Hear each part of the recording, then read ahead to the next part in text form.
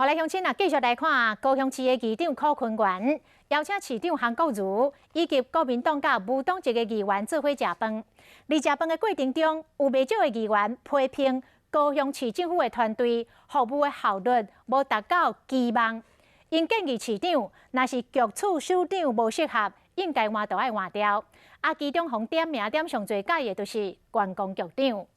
针对议员的指教，韩国瑜嘛来承认讲。 有部分局处首长的表现确实是无尽理想，未来会做人事的调整。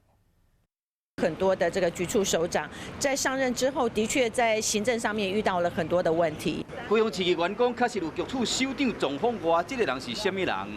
潘局长的部分是有时候对于这个关于市政的反应上面，我觉得有一些发言是他不适合的地方，但是他有时候去发这个言的话，对市政对整体的市政形象跟市长的部分是有伤害的。观光局长潘兴旭和共党的议员点名讲，出包状况真正有够济，茶山冷泉加热变温泉，基顶温州小三通的争议，唔知影甲高雄在地相关有甚关系？光头节。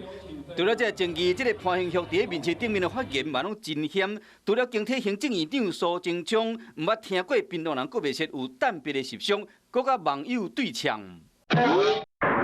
面对时常失控的局处首长韩国瑜，伊讲：真正的有做的实在是没有办法符合工作的需要的话。